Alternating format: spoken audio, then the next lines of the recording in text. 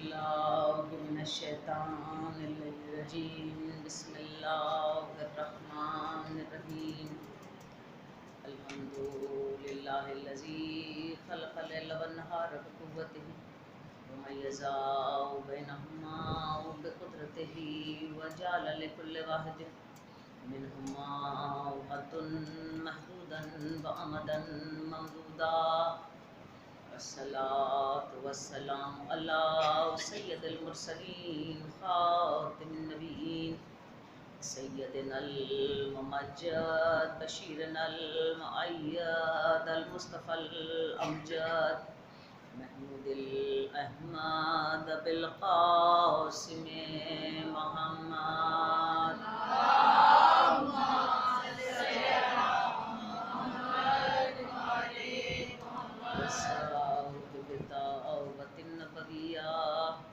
والصولة الحيدرية والاسمة الفاطمية والحلم الحسنية والشجاعة الحسينية والصبر السجادية والآثار الباقرية والمحاصر الجعفرية والعلوم الكاظمية والحجة الرزبية والجود التقوية والنقاوة النقوية والهيبة العسكرية والغيبة الإلهية القائم بأمر الله. اللهم صل على محمد وعلى محمد. فقد قال الله تبارك وتعالى في كتابه المحكم وخطابه المتقن وقوله أحسن.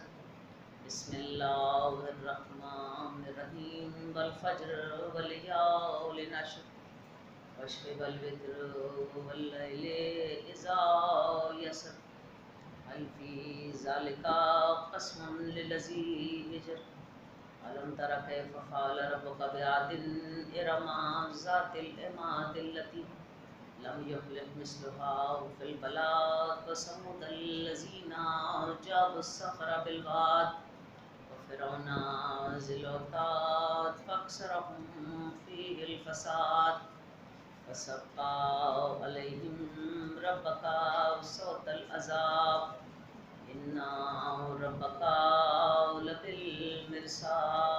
صلوات. اللهم صل على محمد وعلى محمد. عزیزان گرامی، تحریک کربلا اور قیام امام حسین علیہ السلام کی دینی اہمیت پر بات کرتے ہوئے بہت سارے پہلو ہمارے سامنے آتے ہیں جس سے اس اہم واقعے اور اس اہم انسیڈنٹ کی تاریخ کے ایک پوزیشن ڈیفائن ہوتی ہے جسے ہم رسالت پیغمبر آخر الزماں کی حفاظت اگر کہیں تو اس سے کم تر الفاظ اس تحریک کے لیے استعمال نہیں ہو سکتے. ایک فلسفی قرآن مجید نے بیان کی اور ایک رول بتایا. اگر ہم یہ سمجھتے ہیں کہ انسانوں میں لڑائیاں نہیں ہونی چاہیے یا ہر کام فقط امن سے انجام پایا جا سکتا ہے تو قرآن کریم اس کی نفی کرتا ہے. وَلَوْلَا دَفْعُ اللَّهِ النَّاسَ بَعْضَهُمْ لِبَعْضٍ لَفَسَدَتِ الْأَرْضُ. سورہ بقرہ میں ارشاد فرمایا کہ ہم نے ایک گروہ کو دوسرے گروہ کے ذریعے سے دفع کیا اور اس کے ذریعے سے ہم نے زمین کو فساد سے بچا لیا. پھر سورہ حج میں اسی مضمون کو جب آگے بڑھایا تو کہا وَلَوْلَا دَفْعُ اللَّهِ النَّاسَ بَعْضَهُمْ لِبَعْضٍ لَهَدَّمَتْ صَوَامِعُ وَبِيُعٌ وَصَلَوَاتٌ وَمَسَاجِدُ وَيُذْكَرُ فِيهَا اسْمُ اللَّهِ كَثِيرًا وَلَيَنْصُرَنَّ اللَّهُ مَنْ يَنْصُرُهُ إِنَّ اللَّهَ قَوِيٌّ عَزِيزٌ. الَّذِينَ إِن مَّكَّنَّاهُمْ وَأَقَامُوا الصَّلَاةَ وَآتَوُا الزَّكَاةَ وَأَمَرُوا بِالْمَعْرُوفِ وَنَهَوْا عَنِ الْمُنكَرِ وَلِلَّهِ عَاقِبَةُ الْأُمُورِ. یعنی اللہ ایک گروہ کو دوسرے گروہ کے مقابلے میں پوزیشن کرتا ہے، اور اس کے لیے لفظ استعمال کیا دفع، یعنی اس کو ڈائلیوٹ کرنا، دھکے مار کے پیچھے ہٹانا، یا اس کی طاقت کو کمزور کر دینا، اور اس کو ایک فارمیڈیبل اینیمی کے طور پر اس کی جو حیثیت ہے اسے کمپرومائز کر دینا۔ اب یہ ہوتا کیا ہے؟ وَلَوْلَا دَفْعُ اللَّهِ النَّاسَ بَعْضَهُمْ لِبَعْضٍ لَهُدَامَتْ سَوَامِعُ وَبِيُعٌ، اگر اللہ یہ نہ کرتا تو یہ تمہیں عبادت خانے جو نظر آتے ہیں جس میں یہود اللہ کی بارگاہ میں سجدے کر رہے ہیں، جس میں نصرانی اور عیسائی خدا کی حمد و ثنا بجائے لا رہے ہیں، وصلوات و مساجد، اور وہ اللہ پر پڑھا جانے والا درود و صلوات، اور وہ مساجد جہاں ذکر خدا ہوتا ہے، وہ ذکر اللہ کثیرن، اور زمین پر ہونے والا کثیر ذکر، وہ سارے کے سارے ختم ہو جاتے اگر ہم ایک گروہ کے ذریعے سے دوسرے گروہ کو دفع نہ کرتے، اور اس کی حیثیت اور اس کی جو نقصان پہنچانے والے جو اس کے اندر کیفیت تھی اسے ختم نہ کرتے۔ لہدامت سوامع وبیع صلوات مساجد ویذکر فیہا اسم اللہ کثیرا ولینصرن اللہ من ینصرہ واللہ قوی عزیز۔ جو اللہ کی مدد کرتا ہے اللہ اس کی مدد کرتا ہے، اور یقین رکھو خدا بہت قوی طاقتور ہے اور بہت دانائی رکھتا ہے۔ یعنی ایسے گروہ کے مقابلے پر کھڑے ہونا اور ان سے مقابلہ آرائی کر کے جو خدا کے ذکر کے راستے میں حائل ہونے والے لوگ ہوں، یہ در حقیقت خدا کی مدد کرنا ہے۔ یعنی تاریخ میں اگر آپ کو کہیں نظر آئے کہ کوئی خدا کے معاملات کے مخالف سمت میں کھڑا ہے اور کوئی اس کو چیک کرنے کے لیے اپنی توانائی، اپنی طاقت، اپنی جان اور اپنا مال خرچ کر رہا ہے، اس کا مطلب یہ ہے کہ وہ خدا کی مدد کر رہا ہے۔ وَلَيَنْصَرَنَّ اللَّهَ مَنْ يَنْصُرُهُ وَهُوَ الْقَوِيُّ الْعَزِيزُ، وہ اللہ کی مدد کرتا ہے اور اللہ توانائی رکھتا ہے، اور جو اللہ کی مدد کرتا ہے الَّذِينَ إِن مَّكَّنَّاهُمْ فِي الْأَرْضِ، اللہ انہیں زمین پر تمکن رکھتا ہے۔ الَّذِينَ إِن مَّكَّنَّاهُمْ فِي الْأَرْضِ وَأَقَامُوا الصَّلَاةَ وَآتَوُا الزَّكَاةَ وَأَمَرُوا بِالْمَعْرُوفِ وَنَهَوْا عَنِ الْمُنكَرِ وَلِلَّهِ الْعَاقِبَةُ الْأُمُورِ۔ جب انہیں تمکنت عطا ہوتی ہے زمین پر، طاقت و قوت عطا ہوتی ہے زمین پر، تو اللہ ان سے جو کام لیتا ہے وَأَمْرُوا بِالْمَعْرُوفِ وَنَهَوْا عَنِ الْمُنكَرِ، وہ معروف کے کام کو آگے بڑھاتے ہیں، وہ منکر کے راہ میں حائل ہو جاتے ہیں۔ وَلِلَّهِ وَأَمْرُوا بِالْمَعْرُوفِ وَنَهَوْا عَنِ الْمُنكَرِ وَلِلَّهِ الْعَاقِبَةُ الْأُمُورِ، آخر میں تمام امور اللہ ہی کی طرف پلٹ کر جانے والے۔ اب یہاں پر ایک اور سوال پیدا ہوتا ہے کہ جب مقابلہ کرنا ہے ایسے گروہ کا جو ذکر خدا کے راستے میں حائل ہو، یعنی نظام خدا کے، اب ذکر خدا سے مطلب یہ تو نہیں ہے نا کہ آپ بیٹھے تسبیح پڑھتے رہے یا اللہ یا اللہ یا اللہ۔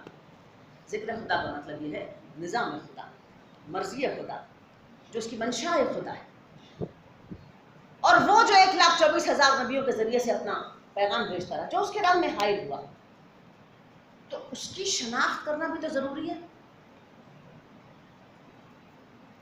اور اگر ہم قرآن مجید میں اس موضوع پر غور کریں تو ایک بہت بڑا موضوع ہے کہ جہاں اللہ کے اور مومنوں کے دشمنوں کی شناخت کو ایک لازمی امر قرار دیا۔ قرآن کریم میں کئی آیات ہیں جو سینکڑوں میں جاتی ہیں، جہاں پر مومنوں کی یہ خصوصیت بیان کی گئی کہ وہ اپنے اور اللہ کے دشمنوں کی شناخت رکھتے ہیں، انہیں پہچان رکھتے ہیں۔ کیوں پہچاننا چاہیے دشمنوں کو؟ بہت امپورٹنٹ سوال ہے، کیوں پہچاننا چاہیے؟ اس لیے کہ جب کسی دشمن کی شناخت ہو جاتی ہے نا، تب اس کی جو اسسمنٹ ہوتی ہے نا، اس کے نقصان پہنچانے کی، اس کا احساس کیا جا سکتا ہے۔ دشمن کی شناخت ہی نہیں ہے، ہم ایسے دوست سمجھے چلے جا رہے ہیں تو پتہ چلا کہ اس نے کسی وقت بھی وار کر دیا، پتہ ہی نہ چلا۔ جب دشمن کی شناخت ہو جائے اور اس کی ٹرو ویلیو کی اسیسمنٹ ہو جائے، تب ایک ایسی اسٹریٹجی ڈیوائز کرنا آسان ہو جاتا ہے جس سے ہم اس دشمن کے شر سے بچ سکیں۔ تو قرآن کریم کی آیات میں دشمنوں کے شر سے بچنے کے ٹولز اور اسٹریٹجیز بھی قرآن مجید نے پیش کی کہ یہ بہت بڑی بات ہے مومنوں کے لیے. سورہ ممتحنہ میں کہا یا ایھا الذین آمنوا لا تتخذوا عدوی وعدوکم اولیاء، اے صاحبان ایمان اپنے اور خدا کے دشمنوں کو اپنا ولی یعنی مددگار اور دوست نہ بنانا. تو کیسے پتہ چلے کہ خدا کا دشمن کون سا ہے اور ہمارا دشمن کون سا ہے؟ تو دشمن کی شناخت بہت ضروری ہے، بہت ہی ضروری ہے. اب قرآن کریم نے اس شناخت کی کیٹیگری میں 4 قسم کے لوگوں کو رکھا. پہلی کیٹیگری میں دشمنوں کی شناخت میں شیطان کو رکھا. سورہ فاطر میں کہا ان شیطان کان لکم عدو، شیطان تمہارا بہت بڑا دشمن. سورہ نور میں کہا یا ایھا الذین آمنوا لا تتبعوا خطوات الشیطان، اے صاحبان ایمان شیطان کے راستے پر نہ چلنا. سورہ یاسین میں کہا یا الم اعہد الیک یا بنی آدم ان لا تعبدوا الشیطان انہ لکم عدو مبین، اے بنی آدم کیا ہم نے تم سے اس بات کا عہد نہیں لیا کہ شیطان کی اطاعت نہ کرنا، وہ تمہارا کھلا ہوا دشمن ہے. اب اس پر تو قرآن مجید نے بہت تفصیل سے بات کی کہ شیطان کے حربے اور اس سے بچنے کے طریقے. آپ کا سب سے فارمیڈیبل اینیمی جو ہے نا وہ شیطان ہے اور اپنے اندر ہی پیدا ہو جاتا ہے. دوسری کیٹیگری جس سے بچنے کے لیے اس کی شناخت کا ہم حکم دیا وہ ہے کافر. سورہ نساء میں کہا وَإِنَّ الْكَافِرِينَ كَانُوا لَكُمْ عَدُوًّا، یہ جو کافر ہے نا یہ تمہارے عدو ہیں، تمہارے دشمن. جب اللہ ہی کے منکر ہو گئے تو تمہارے دوست کیسے ہو سکتے ہیں؟ تو جو اللہ کا دشمن ہے وہ تمہارا دشمن. تیسری کیٹیگری میں یہودیوں کو رکھا گیا. اچھا اس کے بھی تاریخ کے اعتبار سے وہ خاص پیرامیٹرز ہیں. ہر یہودی کو آپ یہ نہ سمجھیں کہ وہ جو ہے وہ دشمن ہے اور اس کا فوراً آپ کو اس کے تدارک کرنا شروع کر دینا چاہیے. ایک کلاس آف پیپل کے طور پر جن کی ایک سرٹن آئیڈیالوجی ہے اور وہ آئیڈیالوجی اسلام کی آئیڈیالوجی سے کانفلکٹ کرتی ہے. وَلَتَجِدَنَّ أَشَدَّ النَّاسِ عَدَاوَةً لِلَّذِينَ آمَنُوا الْيَهُودُ سورہ مائدہ. شدت رکھتے ہیں وہ ایمان والوں کے راستے کے اندر، اور مومنوں کا دشمن تم قوم یہود کو پاؤ گے. اب یہ انڈیویجول کیپیسٹی میں بات نہیں ہو رہی کہ آپ میری اس گفتگو سمجھیں کہ ہمیں ہر یہودی کو اپنا دشمن سمجھ لینا چاہیے اور مسلمان جیسے عام طور پر ہر ایک کے پیچھے آج کل چھوٹی چھوٹی بات لے کر پڑ جاتے ہیں. Class of people ideologically. اب کلاس آف پیپل کے طور پر دیکھیں کہ جیسے آج بھی اسرائیل کی جو ظلم و تشدد کی داستانیں ہیں مسلمانوں کے خلاف، یہ اور بات ہے کہ اس میں بہت ساری انٹرنیشنل ورلڈ اور گلوبل پالیٹکس بھی انوالو ہے. وہ فقط ایک ون وے ٹریفک نہیں ہے، وہ دونوں طرف چلنے والا ٹریفک ہے. اس میں جو لوگ صاحب کو بھڑکا رہے ہیں اس میں ان کا مالی مفاد ہے، ان کا سیاسی مفاد ہے، بہت سارے مفادات ہیں. یہ سارے مفادات کا کھیل ہیں. بلکہ ایک دفعہ جس وقت British prime minister Tony Blair Pakistan آئے اور ہم انٹرفیتھ ڈائلاگ کر رہے تھے ان کے ساتھ، تو میں نے پوچھا، میں ان 6-7 پارٹیسپینٹس میں سے ایک تھی جنہوں نے وہ انٹرفیتھ ڈائلاگ کیا، تو میں نے پوچھا کہ آپ یہ پیلسٹائن کا پرابلم کیوں نہیں سالو کراتے؟ ساری مسلم امہ اس کی وجہ سے پریشان ہوتی ہے. تو ٹونی بلیئر صاحب نے مجھے جواب دیا کہ میڈم کیا پتہ ہم نے بہت دفعہ اس کو سالو کرنے کی کوشش کی ہو اور لوگ ہی اسے سالو نہ ہونے دیتے ہوں. تو لہٰذا یہ میں نے جو آپ کے سامنے کہا کہ قرآن مجید نے یہودیوں کو دشمن کہا، وہ ایز انڈیویجول نہیں کہا، as a class of people کہا. آئیڈیالوجیکلی جو ہے وہ ان کے ساتھ کنفرنٹیشن اور کانفلکٹ ہے. چوتھی کیٹیگری میں جسے قرآن کریم نے دشمن قرار دیا وہ ہے منافق. اس لیے منافق، اچھا اور یہ بھی بڑی اہم بات ہے کہ کافروں سے بچنے کے لیے اتنا حکم نہیں دیا جتنا منافقوں سے بچنے کے لیے حکم دیا.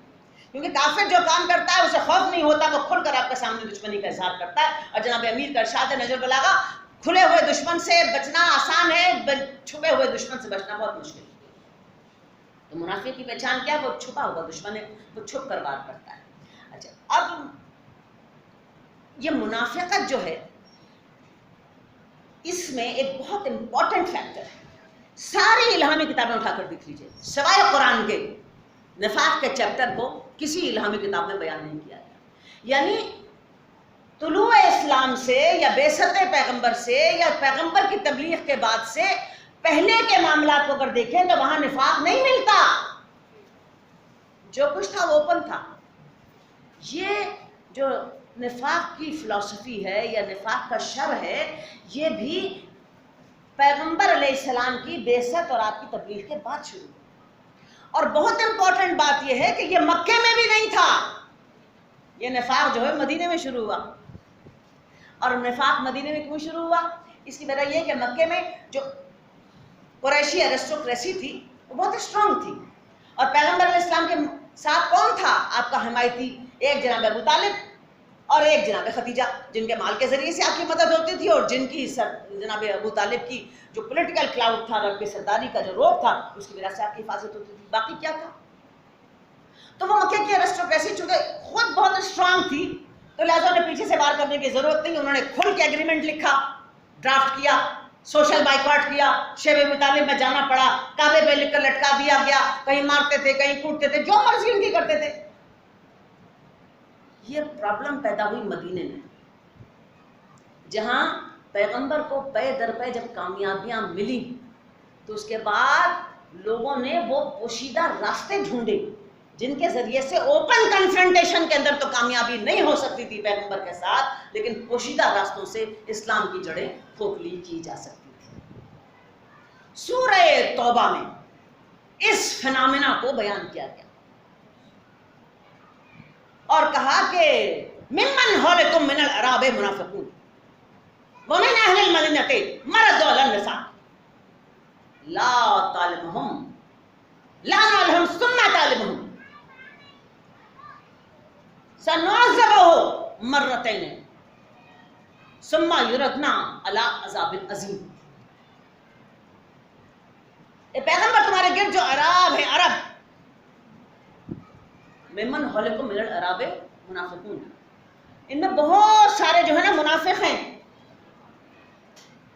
ومن اہل المدینۃ مردوا علی النفاق، اور اہل مدینہ میں جو لوگ ہیں نا ان میں سے بہت ساری ایسی آبادی ہے جو نفاق پر بہت سخت ہے۔ لا تعلمہم نحن نعلمہم، پیغمبر تم نہیں جانتے لیکن ہم انہیں جانتے۔ سنعذبہم مرتین ثم یردنا علی عذاب عظیم، ہم ان کو سزا دیں گے، عذاب دیں گے، ایک دفعہ عذاب دیں گے، دوبارہ دوہرا کر عذاب عظیم سے ان کی ملاقات کرا دیں گے۔ سورہ توبہ۔ یعنی پیغمبر کے گرد جو عرب ہیں وہ کافر نہیں ہیں، ممن حولکم من الاعراب منافقون، کافر نہیں کہا انہیں، وہ سب لا الہ الا اللہ محمد رسول اللہ کہہ رہے ہیں، لیکن کیا ہیں؟ منافق۔ ومن اہل المدینۃ مردوا علی النفاق، اور اہل مدینہ، اہل مکہ کا نام نہیں لیا، اہل مدینہ میں بڑی تعداد ہے اور بڑے شدید ہیں اپنے نفاق کے اوپر۔ لا تعلمہم نحن نعلمہم، تم نہیں جانتے ہم جانتے۔ اللہ سے کیا چیز چھپی ہوئی ہے؟ پھر اس نے اپنے عذاب کا تذکرہ کر دیا۔ تو پتہ یہ چلا کہ یہ فنامنا نفاق کا یہ مدینے میں کلٹیویٹ ہوا، اور اس کی ریزن کیا تھی کہ پیغمبر کو پے در پے جو کامیابیاں ہوئیں، چاہے بدر کی تھی، چاہے احد میں لیٹر پیریڈ پر ہوئی، چاہے خیبر کی تھی، چاہے خندق کی تھی، یہ ساری کامیابیاں جو ہے نا انہوں نے اس بات پہ مجبور کیا کہ اب آپ جو ہے اوپن کنفرنٹیشن کر کے ان کو اوور پاور نہیں کر سکتے، لہٰذا آپ پوشیدہ راستہ اختیار کیا جائے۔ دو قسم کے نفاق قرآن مجید نے بیان کیے، ایک عقیدے کا نفاق ہے اور ایک اخلاق کا نفاق۔ عقیدے کا نفاق کا مطلب یہ ہے کہ جب کوئی شخص اپنی زبان سے تو بے حساب شیرنی گرا گرا کر اسلام اور پیغمبر کے تذکرے کو جاری کرے، اور اپنی زبان سے اپنے آپ کو اسلام کا بہت بڑا حامی اور مددگار ثابت کرنے کی کوشش کرے، لیکن اندر سے وہ اسلام کی اس حقیقت پر نہ کنورٹڈ ہو اور نہ اس کو فائدہ پہنچانے کی کوئی نیت رکھتا، اسے کہتے ہیں عقیدے کا نفاق۔ پورا ایک سورہ اتارا قرآن مجید نے سورہ منافقون کے نام سے، ارشاد فرمایا اس جال منافقون قالوا نشهد انک لرسول اللہ واللہ یعلم انک لرسولہ واللہ یشہد ان المنافقون لکاذبون۔ پیغمبر تیرے پاس سے منافق آتے ہیں اور کہتے ہیں کہ ہم ایمان لائے کہ تو اللہ کا رسول ہے۔ اللہ جانتا ہے کہ تو اس کا رسول ہے، اللہ یعلم انک لرسولہ واللہ یشہد ان المنافقون هم الکاذبون، اور اللہ خود اس بات کی شہادت دیتا ہے کہ منافق جھوٹے۔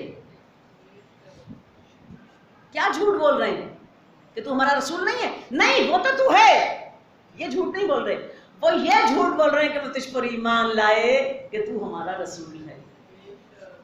یعنی قرآن یہ بتا رہا ہے پیغمبر زندہ تھے اور بڑی ایک سائزبل نمبر تھا لوگوں کا جو زبان سے تو مسلمان تھے، دل کے مسلمان نہیں تھے۔ واللہ یشہد ان المنافقون لکاذبون، اللہ شہادت دے رہا ہے، اللہ گواہی دے رہا ہے منافق جھوٹے۔ تو آپ یہ دیکھیے کہ اگر ہم یہ کہیں کہ سارے جنہوں نے پیغمبر کو دیکھ لیا، جنہوں نے پیغمبر کی صحبت اختیار کر لی، جو پیغمبر کے ساتھ اٹھ بیٹھ لیے، وہ سارے کے سارے نیکی کے جو ہے تالاب میں ڈبو ڈبو کر نکالے گئے، قرآن کریم کہتا ہے ایسا کچھ بھی نہیں ہوا، ایسا کچھ بھی نہیں ہوا۔ یہ تیرے پاس آتے ہیں اور کہتے ہیں کہ تو اللہ کا رسول ہے، ہمیں پتہ ہے تمہارا رسول ہے۔ یہ جھوٹ بولتے ہیں۔ کیا جھوٹ بولتے ہیں؟ یہ جھوٹ نہیں کہ تمہارا رسول ہے، یہ تو سب سے بڑی بس سچائی ہے۔ جھوٹ یہ ہے کہ وہ تجھ پر ایمان لائے، یہ بہت اہم بات ہے۔ جھوٹ یہ ہے ان کا یہ کہنا کہ وہ تجھ پر ایمان لائے، یعنی بہت بڑی اکثریت ایسی تھی جو تجھ پر ایمان نہیں لائے تھے، وہ فقط مصلحت کے تحت لا الہ الا اللہ اور محمد رسول اللہ کہہ رہے تھے۔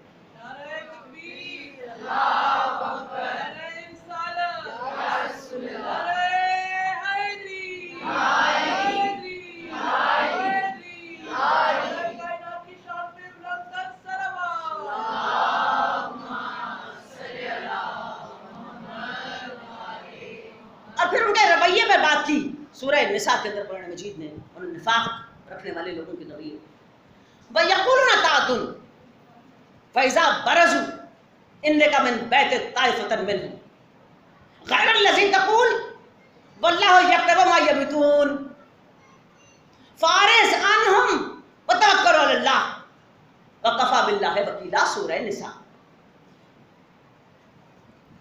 کہتے کیا ہے تیرے پاس آ کر وہ وَيَقُولُونَ طَاعَةٌ، اے پیغمبر ہم تمہارے بہت مطیع اور فرما بردار ہیں، جو آپ کہیں گے ہم کریں گے، ہم آپ کے اطاعت گزار ہیں۔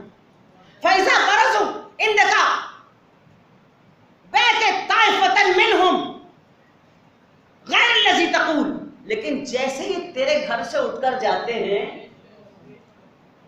تو اپنی جگہوں پر جا کر راتوں کو جاگ جاگ کر یہ کہتے ہیں وہاں جو ہم کہہ کر آئے تھے نا یہ ہمارے دل کی بات نہیں ہے، اور تیری باتوں کی مخالفت میں باتیں شروع کر دیتے ہیں۔ واللہ یکتب ما یبیتون، وہ ادھر باتیں کرتے ہیں اور اللہ لکھتا جاتا ہے، اللہ لکھتا جاتا ہے۔ فارض عنہم وتوکل علی اللہ، اللہ تجھے نصیحت کرتا ہے کہ بس ان سے گزر کے نکل جا، احتیاط سے گزر کے نکل جا۔ وتوکلوا وکفیٰ باللہ وکیلا، اور یقین رکھ کہ اللہ بہت بڑا کارساز ہے۔ یہ ہے منافقوں کی رویے۔ اب آپ یہ کہیں کہ ہر وہ شخص جس نے پیغمبر کو دیکھا وہ صحابی ہے، اور ہر صحابی وہ ہے وہ جنتی ہے، اور ہر صحابی جو ہے ستارہ ہے، اور جس ستارے کو آپ نے پکڑ لیا اور جس کے پیچھے آپ لگ گئے تو بس جنت آپ کی بھی ہو گئی۔ یہ کہاں سے باتیں آپ نے نکال دی؟ کدھر سے نکال دی؟ قرآن کریم تو یہ نہیں کہہ رہا، قرآن کریم تو اس کے علاوہ کوئی بات کر رہا ہے۔ وہ تو کہہ رہا ہے کہ تیرے سامنے آ کر تو کہتے ہیں ہمیں تیری اطاعت کرتے ہیں، لیکن تیرے گھر سے اٹھ کر جاتے ہیں کہتے ہیں وہ زبانی باتیں ادھر کی تھی، اور تیرے خلاف پیغام پلاننگ شروع کر دیتے ہیں۔ واللہ یکتب ما یبیتون، جو کچھ وہ کرتے ہیں ویسے ویسے ہم لکھتے ہیں، ویسے ویسے ہم لکھتے ہیں۔ فارض عنہم وتوکل علی اللہ، بچ کے نکل ان سے اور اللہ پر توکل کر، وکفی باللہ وکیلا، بہت بڑا کارساز ہے اللہ، ان کی منافقتیں تیرے پیغام کو مٹا نہیں سکیں گی. یہی کارسازی ہے نا، اور کیا کارسازی ہے؟ ان کی مخالفتیں تیرے پیغام کو مٹا نہیں سکیں گی. عزیزو، یہ منافقت کی جو بیماری ہے، جیسے میں نے آپ سے پہلے کہا کہ مکے میں نہیں تھی، لیکن مدینے میں پیغمبر کے پے در پے کامیابیوں کے بعد یہ بیماری بڑھتی چلے گی. ایک معرکہ ہوا حنین کا، اور یہ معرکہ کب ہوا؟ فوراً بعد فتح مکہ. اچھا، اب جب اس معرکے کے لیے پیغمبر نکلے، اب یہاں پر کیا ہے؟ نفاق. مجھے صرف کیا بتانا ہے؟ نفاق، اور نفاق کی جڑوں کا آگے تک پھیلنا. میرا مقصد حنین کی جنگ پڑھنا نہیں ہے، لیکن کچھ باتیں ادھر پیغمبر ابھی فتح مکہ مکمل نہیں کر پائے تھے کہ آپ کو خبر ملی کہ مکے کے اطراف میں جو عرب قبائل ہیں، حوازن اور ثقیف، جو اپنے وار ٹیکٹکس میں اور اپنی واریئرشپ میں بہت تکبر رکھتے ہیں، انہوں نے آپس میں کہنا شروع کر دیا، مکے والے تو تھے ہی کمزور، ان میں مقابلے کی طاقت ہی نہیں تھی، انہوں نے خاموشی سے مکہ جو ہے وہ محمد ابن عبداللہ کے حوالے کر دیا. ارے اگر ہم ہوتے تو کبھی بھی ان کو وہاں ٹکنے نہ دیتے اور نکال باہر کرتے. یہ کہہ کر انہوں نے اپنے دستے اور لشکر تیار کرنے شروع کیے کہ قبل اس کے کہ یہ مکے سے نکل کر ہماری طرف متوجہ ہوں یا مکے میں کنسالیڈیٹ ہو جائیں، ہم اس سے پہلے انہیں چیک کریں. اور جو ترکیب استعمال کی جنگ لڑنے کی، وہ بڑی عجیب ترکیب تھی. مالک بن عوف ان کا ایک نوجوان سردار تھا، ثقیف کا، بنو ثقیف کا. اس نے کہا کہ ہم اپنے ساتھ اپنا سارا مال و اسباب، اپنی عورتیں اور اپنے بچے بھی لے کے جائیں گے، تاکہ جب عورتیں اور بچے سامنے ہوں گی نا تو لڑنے والے کے پیر میدان سے نہیں بھاگیں گے، اپنی عورتوں اور اپنے بچوں کو بچانے کے لیے. جب مال و اسباب ساتھ ہوگا تو اسے مال و اسباب کی بھی فکر ہوگی، عورتوں اور بچوں کی بھی فکر ہوگی. حالانکہ پرانے سرداروں نے، عثمان بن عبداللہ نے اور ابو جردل نے اسے سمجھایا کہ یہ وار ٹیکٹکس کے خلاف ہے، ایسا نہ کرو، لیکن اس کا تم بوڑھے ہو چکے ہو، تمہاری عقل کام نہیں کرتی. یہ کہہ کر انہوں نے یہ لے آئے. ادھر سے پیغمبر 10,000 وہ آدمی جو انصار و مہاجر آپ کے ساتھ فتح مکہ کے لیے گیا تھا، ان کو لیا، اور 2,000 وہ طلقاء، نیو کنورٹس، جنہوں نے فتح مکہ کے بعد پیغمبر کے ہاتھ پر اسلام قبول کیا تھا، اور جن کی سرداری ابو سفیان کے ہاتھ میں تھی. تو کتنا لشکر ہو گیا؟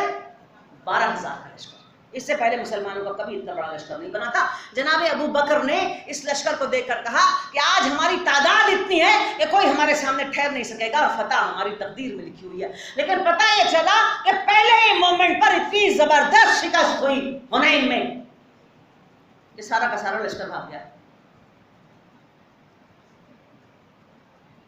پیغمبر کا لشکر خالد بن ولید نے سربراہی لی واریر دستوں کی، اور وہ حنین کی وادی کی طرف چل پڑے، اور تکبر کے نشے میں ڈوبے ہوئے کہ ہماری تعداد ہی دیکھ کر لوگ ڈر جائیں گے.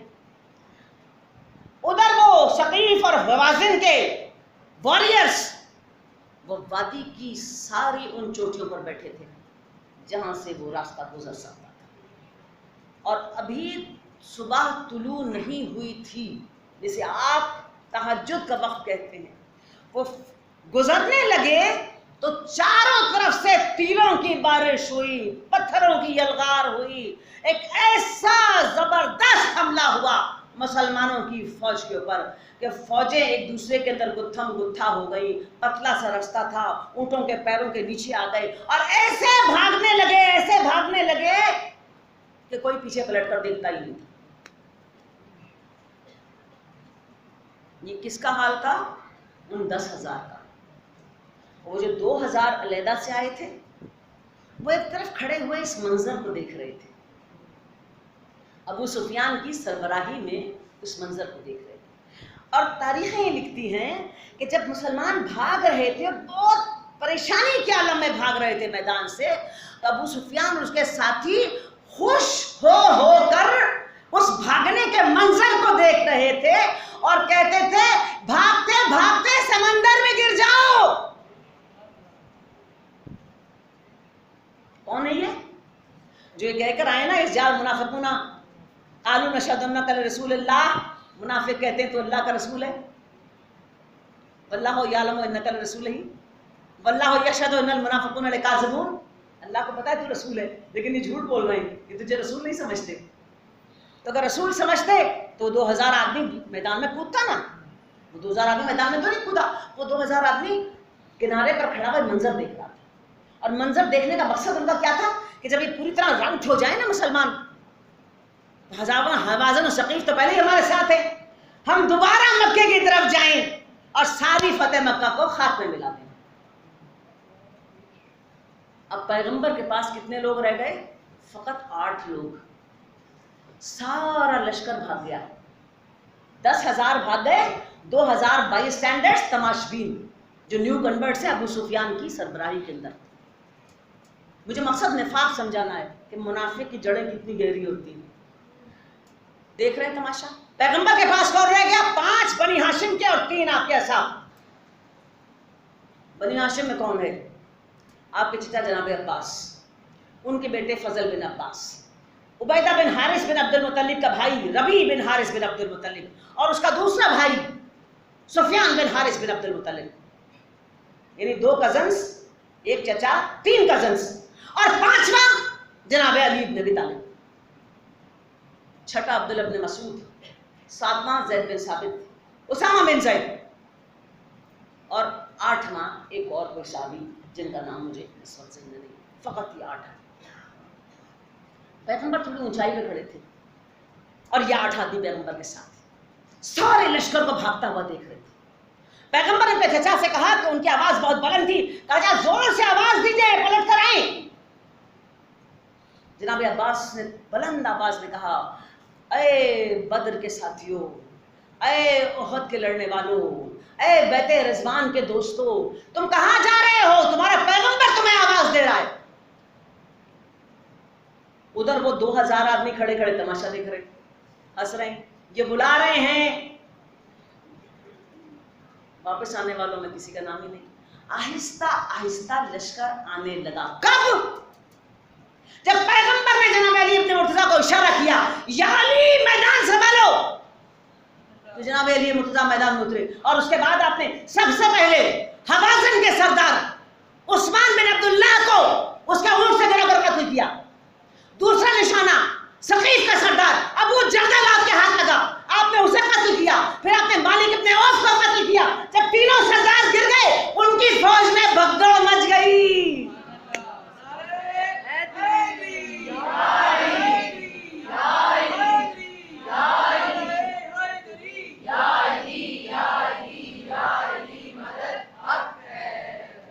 ان کی فوج میں بھگدڑ مر گئی. اچھا, بھگدڑ مچی ان کی فوج میں. اب وہ جو ہمارے بھاگے ہوئے تھے وہ واپس آنے لگے کہ میدان کا نقشہ پلٹ رہا ہے. ایسے میں جناب علی مرتضیٰ نے ابو سفیان کا وہ جملہ سنا اور اس نے کہا آج محمد کا جادو ٹوٹ گیا.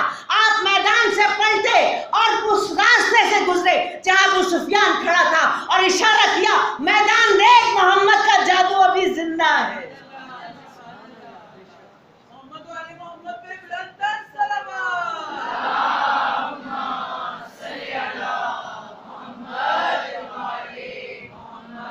اچھا, پھر کیا ہوا؟ حنین فتح ہو گئی. کس نے فتح کی؟ بھاگنے والوں نے نہیں, وہی فاتح بدر یوم فرقان, وہی فاتح حنین جناب علی بن ابی طالب. اچھا, اس کے بعد جو وہ سامان لائے تھے نا اپنے ساتھ, بہت سارا سامان لائے تھے, اور ان کے بیوی بچے سارے بیچارے, عورتیں اور بچے, وہ اس میں اس لڑائی کے اندر بہت بری طرح کو نقصان ہوا. تو عورتیں بھی اٹھا لی گئیں, بچے بھی, اور بہت سارا مال و اسباق. تو جس وقت اس مال و اسباق کی تقسیم کا وقت آیا نا, تو پیغمبر نے اس کا بہت سائزیبل پورشن ابو سفیان اور اس کے بیٹوں کو دیا, جس پر انصار نے ناپسندیدگی کا اظہار کیا تھا. اور ایک وہ شخص جس کو پیغمبر نے کہا کہ اس کی اولاد سے خارجی نکلیں گے, اس نے پیغمبر کے عدل پر انگلی اٹھا لی تھی. وہاں طلقاء کا ایک اور نام پڑا، مؤلف القلوب۔ یہ تاریخ کے چند اوراق میں آپ کے سامنے اس لیے پلٹ رہی ہوں کہ پتہ یہ چلے کہ کربلا برپا کیوں ہوئی تھی۔ وہاں ایک اور نام پڑا، کل تک فتح مکہ کے وقت طلقاء تھے، طلقاء کا مطلب آزاد کردہ غلام۔ جب حنین نے بہت سارا مال دے دیا تو ابو سفیان اور اس کے بیٹوں کی آنکھیں پھٹ گئی، انہیں یقین ہی نہیں تھا کہ محمد ابن عبداللہ کا دل اتنا بڑا ہے۔ تو کس لیے دیا؟ مؤلفۃ القلوب، ان کے دل کی آگ کو ٹھنڈا کرنے کے لیے، ان کے دل کو تسلی ہو جائے۔ مؤلفۃ القلوب۔ عزیزوں، پیغمبر نے تو ہر کوشش کر لی، ادھر سقیفہ ہوئی اور جو رائٹ تھا قیادت آل محمد کی، وہ ان کے ہاتھ سے چھین لیا گیا۔ جناب علی مرتضیٰ اپنے گھر میں تشریف فرما۔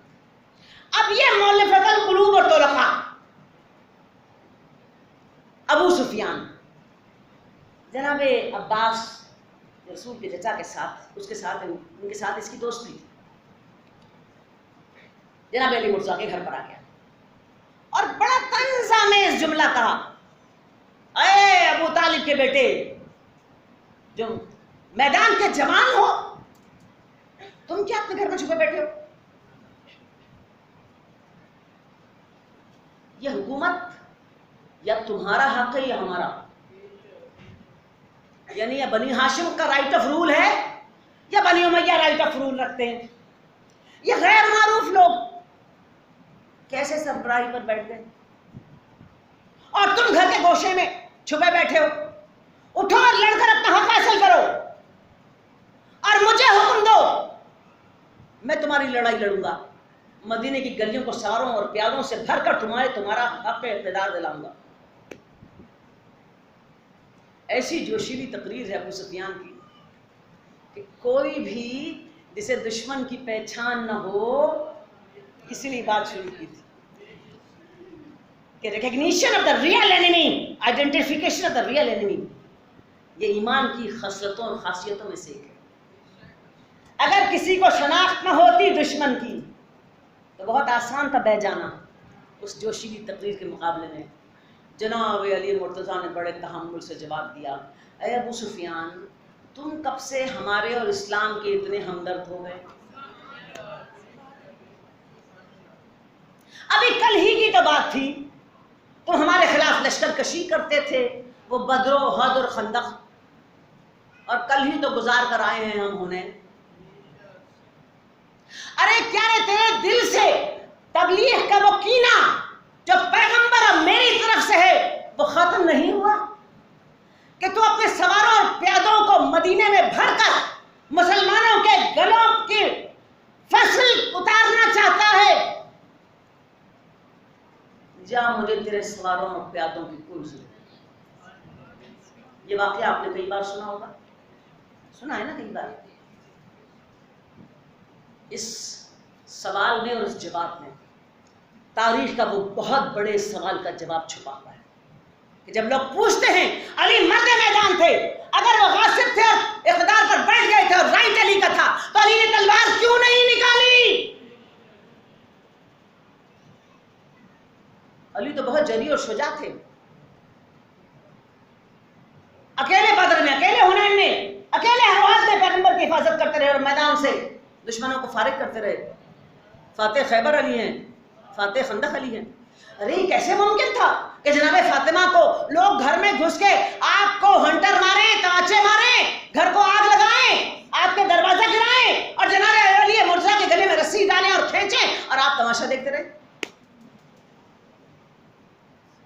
یہ سوال ہوتا ہے نا، یہ سوال ہوتا ہے کہ علی بھئی اگر علی کا رائٹ تھا تو علی لڑتے، علی تو ہر بار لڑے نا، کس کس سے نہ لڑے، کیسے کیسے بہادروں کو فارغ نہ کیا، کیسے کیسے میدان میں مار کے دیے اسلام کے لیے۔ اس سوال کا جواب ہے جناب امیر کا وہ جواب جو آپ نے ابو سفیان کو دیا۔ عزیزوں، بدر سے بھاگے ہوئے لوگ، احد سے بھاگے ہوئے لوگ، خندق سے بھاگے ہوئے لوگ، حنین میں تماشبین بن کے شکست کا انتظار کرنے والے لوگ، وہ سارے کے سارے فقط ایک موقع کی تلاش میں، ایک موقع مل جائے فقط اتنا سا پیر رکھنے کی جگہ، ایک موقع مل جائے تو سارے حساب کتاب برابر کر دیں اور دوبارہ ان کے سروں کی فصل اتار دیں، اور وہ ہماری طاقت کا جو سکہ چلتا تھا اسے دوبارہ نافذ کر دیں۔ صرف ایک موقع کی تلاش تھی۔ اچھا، اب اگر علی بن ابی طالب اس کے اس لالچ پر، اس جوشیلی تقریر پر کنورٹ ہو جاتے تو کیا ہوتا؟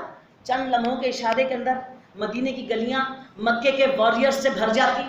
تو واریئر کیا خلیفہ اول کو چھوڑتے، کیا دویم کو چھوڑتے، کیا سویم کو چھوڑتے، کیا ان کے ساتھیوں کو چھوڑتے، کیا ثقیفہ کے لوگوں کو چھوڑتے، کیا خالد بن ولید کو چھوڑتے، اور کیا وہ علی بن ابی طالب کو چھوڑتے؟ وہ سارے مسلمان جو لا الہ الا اللہ اور محمد رسول اللہ کہہ رہے ہیں بچ جاتے، بچ جاتے۔ تو جو سوال یہ کرتے ہیں نا کہ علی بڑے شجاع تھے، بڑے دلیر تھے، کیسے دوسرے بیٹھ گئے؟ اگر آپ کا حق تھا آپ لڑ کر حق لے لیتے، اور آپ اتنے شجاع اور دلیر تھے، آپ کی بیگم کو گھر میں گھس کے مار رہے ہیں، آپ نے تماشا دیکھا۔ ارے اس وقت بھی اگر علی تلوار اٹھا لیتے، جب جناب فاطمہ پر گھر کا دروازہ گرایا گیا، جب جناب فاطمہ زہرا مظلوم ہوئی، آپ نے گلے میں رسی ڈال کر کھینچا گیا، اگر اس وقت بھی علی تلوار اٹھا لیتے تو علی کی تلوار کی طرف ایک اشارہ کرنے سے ہزاروں تلواریں نکل آتی۔ وہ اس لیے نہیں نکلتی کہ علی کے دفاع میں نکلتی، یہ فاطمہ کے دفاع میں نکلتی، وہ رسول کے لائے ہوئے دین کو تباہ کرنے کے لیے نکل جاتی۔ کیا دل تھا علی کا، کیا جگر تھا علی کا، کیا حوصلہ تھا علی اور فاطمہ کا۔ ارے ساری مصیبتیں اپنے دل پہ سہ لی اس اسلام کی خاطر۔ آئیڈینٹیفیکیشن کی ریئل حقیقی دشمن، حقیقی دشمن۔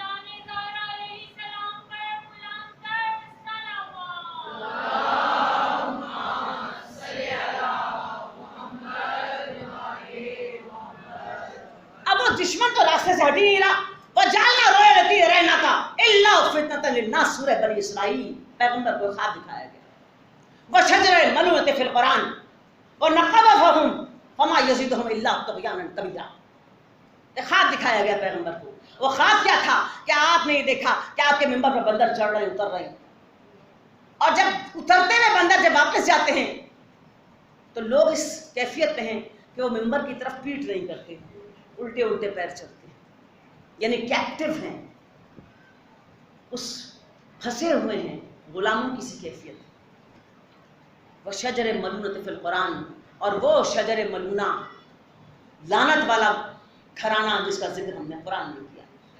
وَنَقَّبَهُمْ فَمَا يَزِيدُهُمْ إِلَّا طُغْيَانًا كَبِيرًا، جتنا ڈراتے گئے ہم انہیں اتنا ان کے طغیان میں اضافہ ہوتا گیا۔ پیغمبر کی رحلت کے بعد ان کے طغیان میں اور اضافہ ہوا، اور بات یہ ہے کہ نفاق اور زیادہ بڑھا۔ کیوں بڑھا؟ اس لیے بڑھا کہ جو اندر چھپی ہوئی ایگو تھی نا، انا تھی، ہم کیسے ان کے سبجیکٹ بن جائیں، ہم کیسے انہیں مان لیں، تو وہ اندر کی ایک تو انا تھی، دوسری وہ سارے منافقین اس آس میں تھے کہ اس ٹرائمف میں، اس کامیابی میں کوئی ہمیں بھی حصہ ملے۔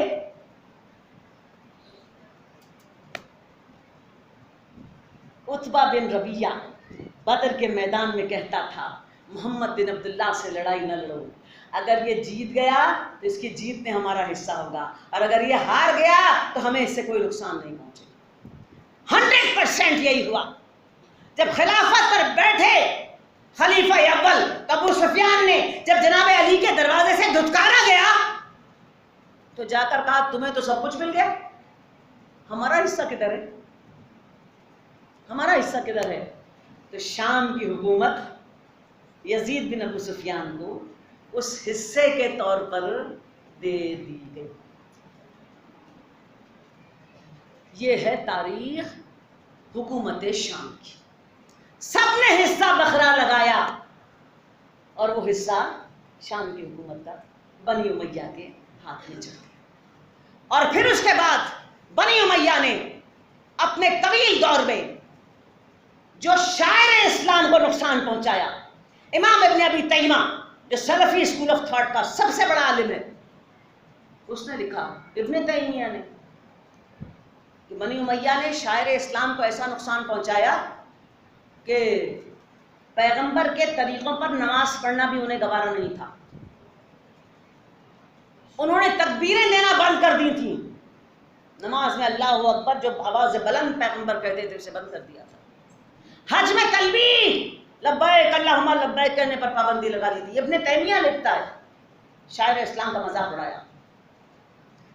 صحیح مسلم میں لکھا کہ ایک بار بنی امیہ کا گورنر یعنی معاویہ کا گورنر مروان اسے مدینے سے کہیں جانا پڑ گیا.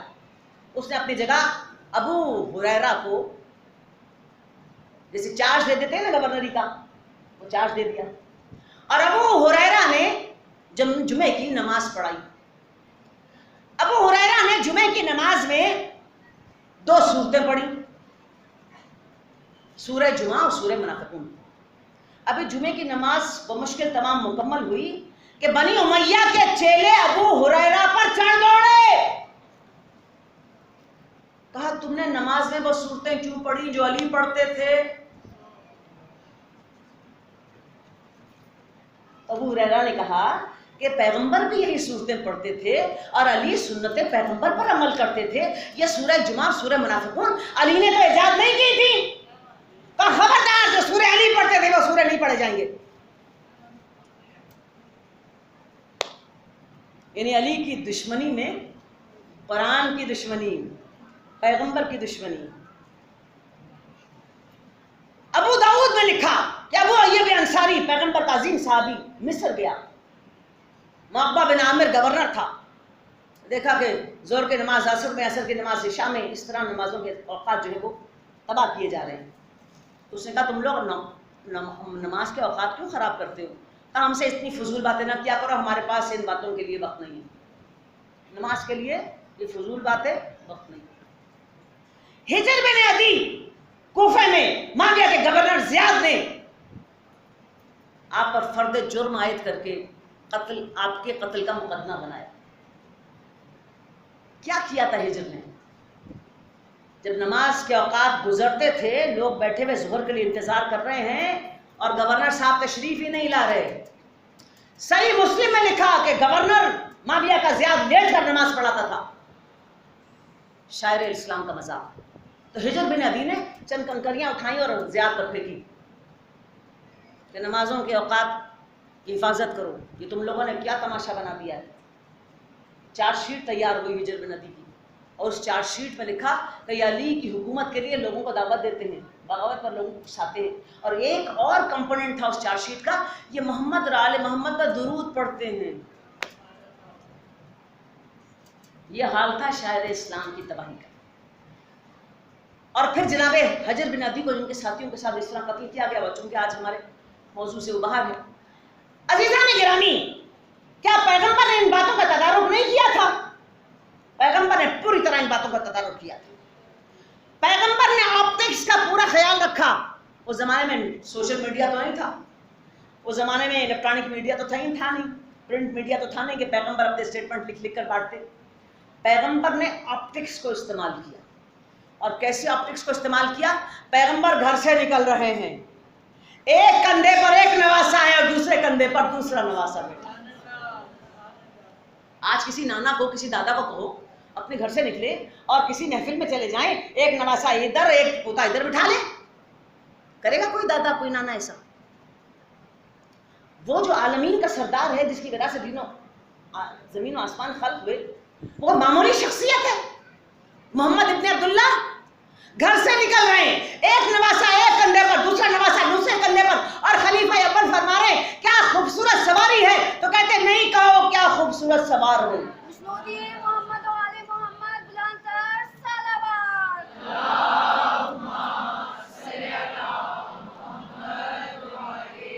سواریاں کہہ رہی ہیں نانا, وہ سب بچے جو سواریوں پر بیٹھے ان کے ہاتھ میں لگام ہے, ہماری سواری میں لگام کہاں ہے؟ ارے نبوت اپنی زلفیں پکڑا رہی ہے, یہ ہے تمہاری لگام.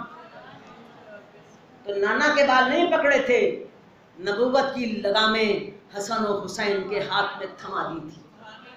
یہ آپٹکس دکھائی لوگوں کو. آج ماس کمیونیکیشن کی بات کرتے ہو, مجمع کو کیسے اپنی بات سنانی ہے, پیغمبر ماس کمیونیکیشن کر رہے ہیں، آپٹکس دکھا رہے ہیں، ممبر پر خطبہ دے رہے ہیں، بچے داخل ہوتے ہیں مسجد سے، کرتے میں پیر پھنستا ہے، زمین پر گر جاتے ہیں، ممبر سے خطبہ روکتے ہیں، خود اترتے ہیں، جا کر اٹھاتے ہیں، لا کر گود میں بٹھاتے ہیں اور کہتے ہیں میرے دونوں بیٹے حسن حسین امام ہیں، کھڑے ہو جائیں تب بیٹھ جائیں تب. زندہ باد، زندہ باد، زندہ باد.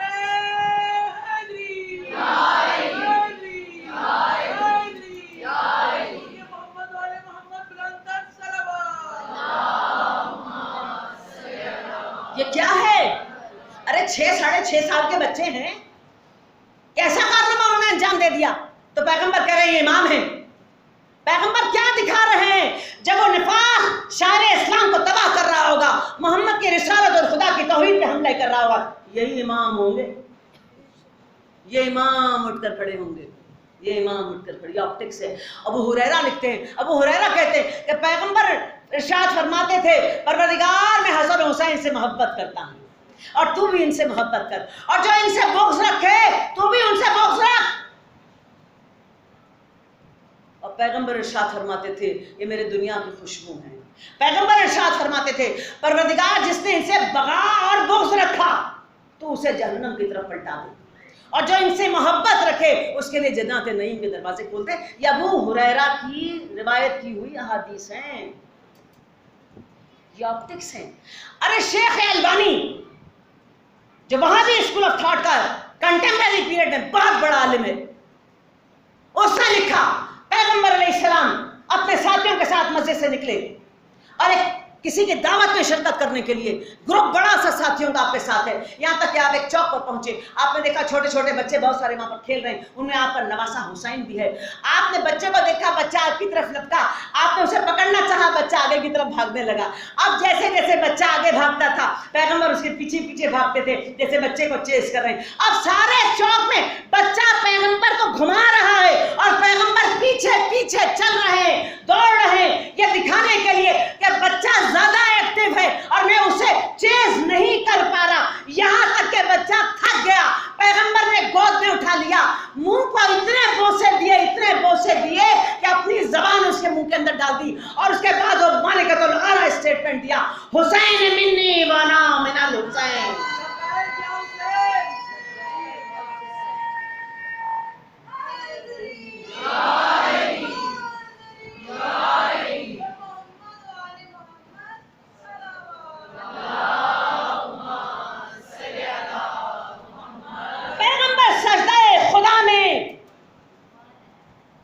بندگی کا کمال ہے، عبادت کی معراج ہے سجدہ، اور سجدہ خدا میں نماز سے آئے، پشت نبی پر بیٹھ گئے، لوگوں نے ہٹانا چاہا، ہاتھ سے رد کر دیا، پیغمبر نے رد کر دیا. بچے بیٹھے رہے. اب پیغمبر سجدے میں کیا کر رہے تھے؟ اپنے اللہ سے کلام کر رہے تھے، اپنے اللہ سے کلام کر رہے تھے، حالت بندگی میں تھے. اب پیغمبر نے رد کر دیا، بیٹھے رہنے دو. ارے نماز میں غیر کا خیال تو نہیں آنا چاہیے نا. تو پیغمبر کو یہ خیال نہیں آ رہا کہ 2 بچے پیٹھ پر بیٹھے ہیں. تو پیغمبر کے پیٹھ پر بیٹھنے والے غیر نہیں، حجت خدا ہیں. اور ادھر سے حکم خدا تھا نا، جبریل تمہیں کندھا دباؤ، میکائیل تمہیں کندھا دباؤ، دبائے رکھو محمد کے کندھے کو، کہے جاؤ سبحان ربی الاعلیٰ و بحمدہ، سبحان ربی الاعلیٰ و بحمدہ. 1-2 بار نہیں، 70 بار کہا پیغمبر نے سبحان ربی الاعلیٰ و بحمدہ. اور جب اپنی خوشی سے اتر گئے بچے، پیغمبر نے سجدے سے سر اٹھا.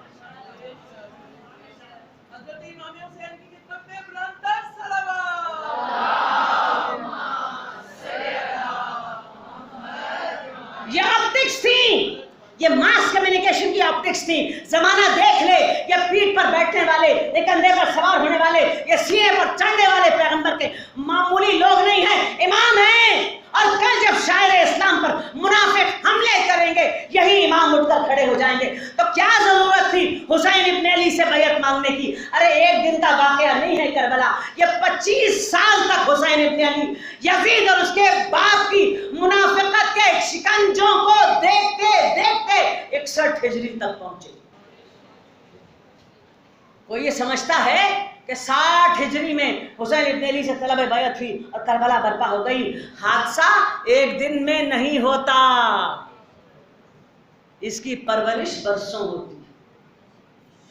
کوارٹر آف اے سینچری، 25 برس تک حسین ابن علی نے اپنے اور اپنے بھائی کی امامت کے دور میں یزید کے باپ معاویہ کی جو منافقانہ چالیں تھیں اور جو شاعر اسلام کو مٹانے کی ترکیبیں اور کرتوت تھے، سب کا مقابلہ کیا. اللہ اکبر. وہ خط آج بھی تاریخ میں امام حسین علیہ السلام کا موجود ہے، جس میں آپ نے معاویہ سے کہا کہ میں جو تیرے خلاف تلوار نہیں اٹھا رہا، میری سمجھ میں نہیں آتا کہ میں اپنے اللہ کو کیا جواب دوں گا.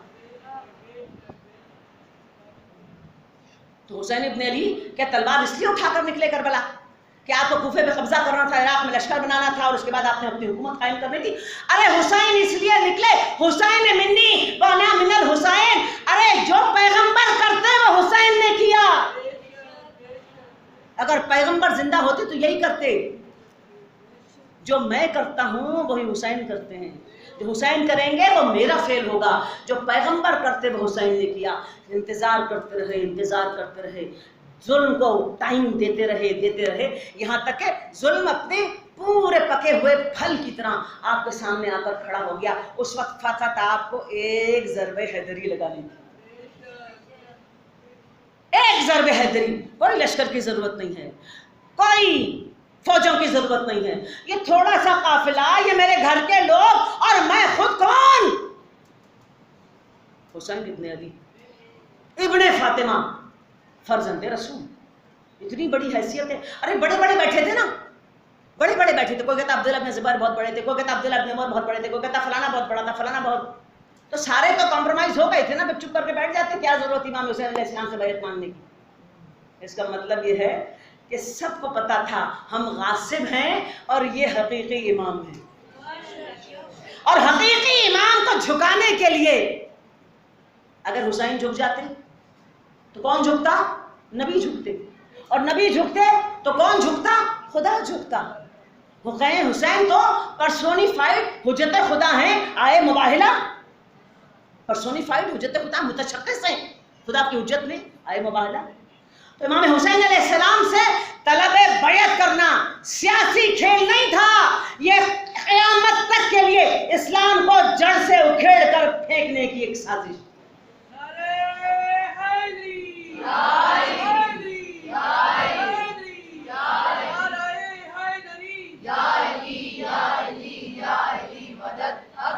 بس یہ ہے کربلا کی اصلیت کہ اگر وہاں مباہلے میں لا الہ الا اللہ کو بچایا تو کربلا میں محمد رسول اللہ کو حسین ابن علی نے بچایا.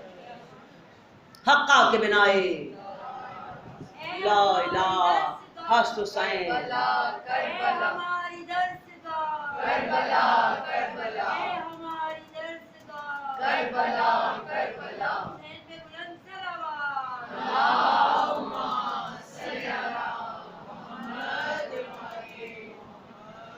بس عزیزو، حسین ابن علی کی کربلا دینی اہمیت اگر نہ ہوتی کربلا تو شاعر اسلام مٹ چکا.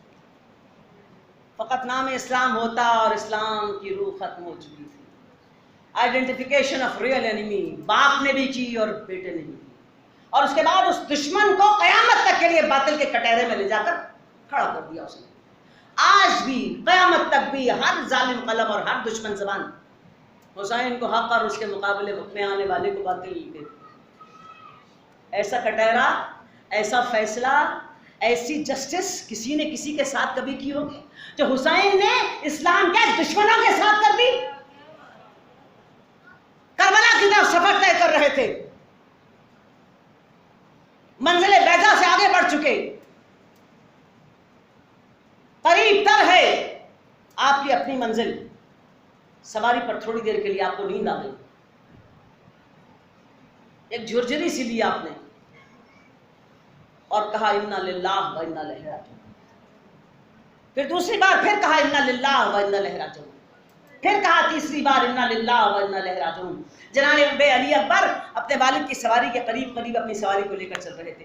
جب باپ کو بڑے درد سے یہ کہتے ہوئے سنا تو سواری کو قریب لے آئے اور بڑے ادب سے کہا بابا یہ آپ نے اتنے تکلیف سے کہا انا للہ خدا آپ کو رنج و غم کی شکل نہ دکھائے، آخر کیا معاملہ ہے؟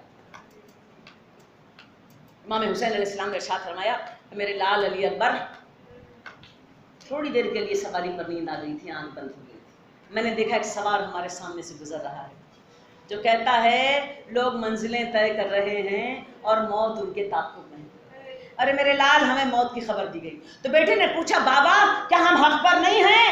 تو کہا اگر ہم حق پر نہ ہوں تو کون حق پر ہوگا؟ تو جواب ملا شہزادے کی طرف سے، بابا پھر اس بات کا کیا خوف کہ ہم موت پر جا پڑیں یا موت ہم پر آ پڑے۔ ہائے عزیزو، حسین نے اپنے جوان رانا کو دل بھر کر دیکھا اور دعائے خیر، زندگی کی دعا نہیں دی، دعائے خیر دی۔ بس اللہ اکبر، جب زمین خریدی گئی، جناب زینب نے علی اکبر کے نام زمین منتقل کرنے کا مطالبہ کیا۔ آپ نے فقط اتنا ہی کہا جو سب کو ملے گا وہ علی اکبر کو ملے گا، یعنی قبر کی زمین علی اکبر کے لیے، ایک ایک قبر کی زمین سب کے لیے۔ مقاتل لکھتے ہیں جب طبل جنگ بجا، فجر کی نماز تمام ہوئی اور ادھر سے مبارز طلبی ہوئی، امام حسین علیہ السلام نے اپنے فرزند سے کہا تقدم ولدی، میرے لال آگے بڑھو۔ علی اکبر گھوڑے پر سوار ہوا چاہتے تھے کہ اصحاب نے اپنی تلواریں نکال لی، اپنی گردنوں پر رکھ لی۔ یبنا رسول اللہ، ابھی غلام زندہ ہیں، شہزادے کو روک لیجئے۔ ارے ہم روز حشر آپ کے نانا کو کیا منہ دکھائیں گے کہ ہم غلام زندہ تھے اور شہزادہ چلا گیا؟ تلواریں نیچے نہیں رکھتے تھے اصحاب۔ امام حسین علیہ السلام نے روک لیا جناب علی اکبر کو، یہاں تک کہ سارے شہید ہو گئے۔ پہلے حملے میں ہی 50 شہید ہو گئے، اس کے بعد جو تھوڑے بہت بچے تھے وہ ظہر سے عصر تک، عصر کا وقت قریب آ رہا تھا، جناب علی اکبر امام حسین علیہ السلام کے پاس آئے اور کہا بابا وہ بار بار مبارز طلبی کر رہے ہیں، میں میدان کی طرف چلا جاؤں؟ اب خیموں میں کوئی باقی نہیں بچا جو میرے راستے کو روکے۔ امام حسین علیہ السلام نے کہا علی اکبر خیمے میں جاؤ۔ اس کے بعد آپ پیچھے پیچھے اپنے بیٹے کے خیمے میں تشریف، اپنی بہن سے کہا نانا کے تبرکات۔ جناب زینب نے نانا کے تبرکات حاضر کیے۔ علی اکبر ہم شکل پیغمبر تھے، اپنے نانا کا لباس، نانا کا کرتا پہنایا، نانا کے سر پر عمامہ باندھا، اس کے بعد ایک رومال چہرے پر باندھا نقاب کی طرح، اسے جا بجا سے پھاڑ دیا امام حسین علیہ السلام، اور حکم دیا اپنے بیٹے کو کہ جب مقابلے لشکر اعداء ہونا اس نقاب کو پلٹ دے۔ مقاتل لکھتے ہیں جناب علی اکبر کی سواری کا ایسا وقت تھا، کئی بار خیمے کا پردہ اٹھتا تھا اور کئی بار جب نکلنا چاہتے تھے کوئی بہن، کوئی پھوپھی راستے کو روک لیا کرتی تھی۔ ہائے جناب زینب نے کیسے رخصت کیا ہوگا علی اکبر کو؟ 18 برس کی کمائی، بس حسین کا شہزادہ خیمے سے باہر نکلا، سواری پر بیٹھا، باپ نے رکاب تھامی، علی اکبر نے گھوڑے کو ایڑ لگائی اور میدان کی طرف چلے۔ تھوڑی دیر میں لگا جیسے گھوڑ سواری کے پیچھے کوئی آ رہا ہے، گردن گھما کر دیکھا تو حسین ابن علی، روک لیا گھوڑا، کہا بابا آپ غلام کی سواری کے پیچھے بھاگ رہے ہیں؟ کہا علی اکبر تمہارا کوئی 18 برس کا بیٹا نہیں۔ بس عزیزو، علی اکبر میدان کربلا میں پہنچے، شجاعت کے جوہر دکھانے لگے، پھر پلٹ کر آئے اور باپ سے پوچھا بابا میری لڑائی دیکھی، میری شجاعت دیکھی؟ باپ نے تعریف کی، کیوں نہ ہو حیدر کرار کے پوتے ہو، کیوں نہ ہو عباس کے بھتیجے ہو، کیوں نہ ہو میرے لال ہو۔ بیٹے نے بس ایک سوال کر دیا، بابا تھوڑا سا پانی مل جاتا، آپ میری شجاعت نجات کے جوہر دیکھتے. باپ نے کہا اپنی زبان میرے منہ میں دے دو. علی اکبر نے زبان اپنے والد کے منہ میں دی اور فوراً کھینچ کر باہر نکال لی. کہا بابا آپ کی زبان تو چمڑے کی طرح خشک ہے. کہا میرے لال میدان کی طرف جاؤ, نانا کوثر پر تمہارے منتظر ہیں. بس شہزادہ میدان کی طرف آ گیا. ادھر حسین بن نمیر اپنے ساتھیوں کے ساتھ کھڑا ہوا تھا اور کہنے لگا اتنا خوبصورت جوان ہے, دل چاہتا ہے کہ اس کا دکھ اس کے باپ کے سینے پر لگا دوں. اس کے ساتھی کہنے لگے اتنا خوبصورت بچہ, ارے اتنی تلواریں ہیں, اتنے نیزے ہیں, خود بخود ٹکڑے ٹکڑے ہو جائے گا. تجھے کیا ضرورت ہے اس کے خون سے اپنے ہاتھ رگڑنے کی؟ اب یہ بات مکمل بھی نہیں ہوئی تھی, شہزادے کی سواری حسین بن نمیر کے سامنے سے گزری. اس نے نیزہ اٹھایا, سینہ علی اکبر پر چلا دیا. ہائے حسین, ہائے حسین.